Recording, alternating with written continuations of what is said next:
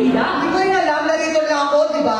Sinong tatawagin kung mukha na tayong Sino syuma? ka ba? It is the map, si Google Map. And the map, and the map, and the map, and the map, and the map! Ala!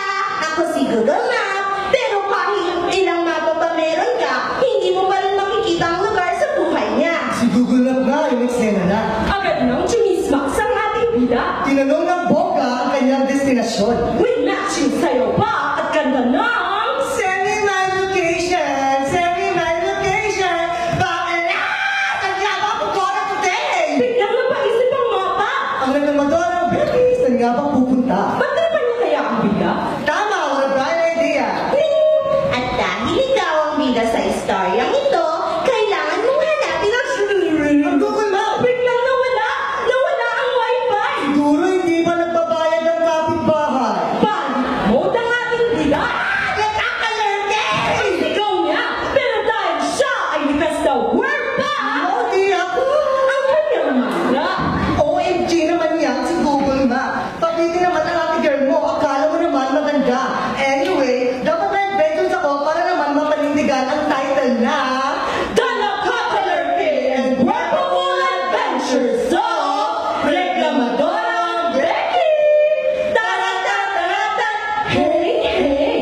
Pero dahil hindi niya alam hahanapin, pumunta na lang siya sa cafe na in. umorder ng kape kahit na pagkamahal-mahal! Para may ma-post sa IG at doon epa. Ano ba?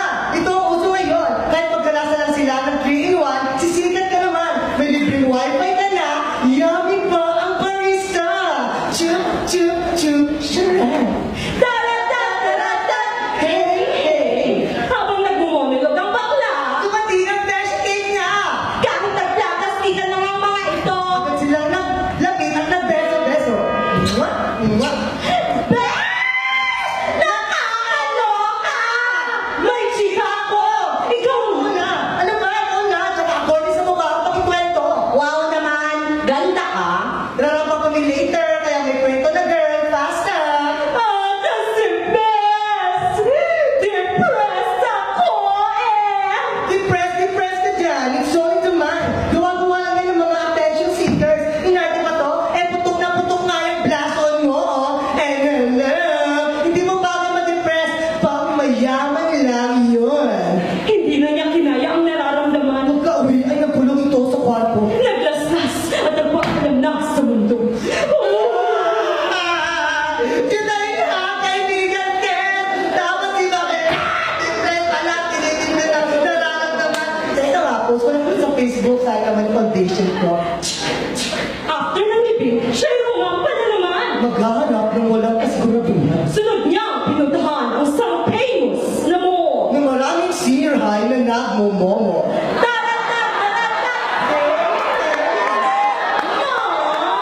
Tinila po kayo nitong tertelnik na sando.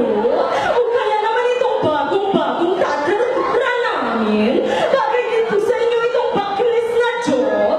Wow naman! Kung pagsasasin kayo dito, kaya hindi mo masuot, no? Dahil bukod sa masyuba ka na, may ka pa. Hindi tulad ko na mabuti na, pang beauty queen ng katawan na kahit sinong lalaki, titindig. Ano? Titindig ang paninindigan. Muli na namang naglamyata ang ating bida. Mora dahil sa sales lady ay naindiyan na. Hey, hey! Hindi nga natapos ng ating bida ang pag-shopping niya. Dahil siya ay nakasalubong ng mga nagrarally at nakikibaka. Agad na namang nag-activate ang kanyang pagiging reklamador. At agad silang sinugod at inaway ng bonggang-bongga.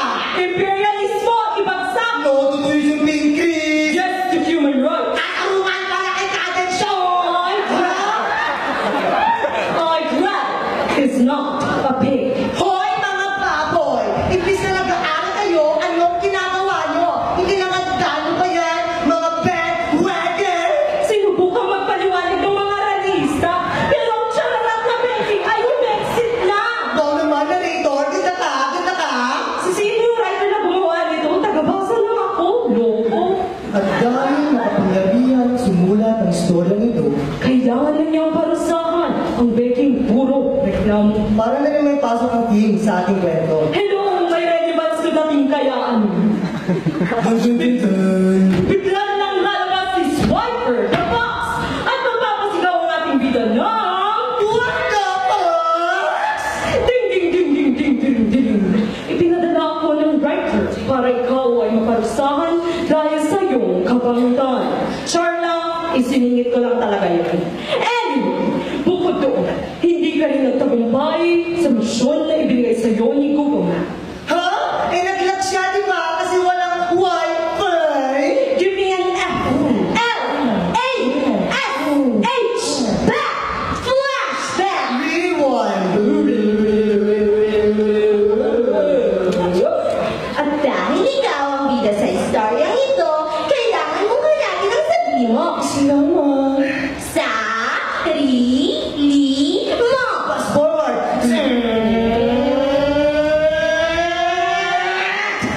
O ano, hindi ka nagtagumpay sa iyong misyon dahil bukod sa nagbubulag-bulagan ka na, nagbibingi-binihan ka pa, sinagad mo na naman ang pagiging syunga. Hoy, paang tinubuan na mo ka. Anong pinagsasabi mong hanapin ang sarili? I'm here, oh. Never akong nawala. Nandito lang ang self ko. Hoy, Ren, ingrown na tinubuan ng katawan. Ito ang nararapat para sa mga millennial na tulad mong nagbubulag-bulagan.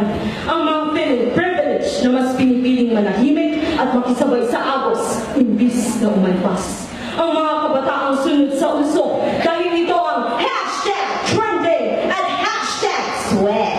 ikaw ang isang halimbawa ng millennial na walang alam sa totoong kalagayan ng ating bansa. Isiningit ko lang talaga yon kasi yun ang team.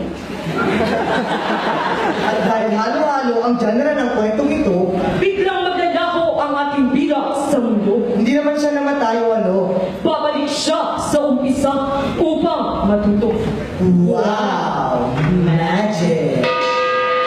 Ayoko sa masikip, ayoko sa mabaho, ayoko sa madilim.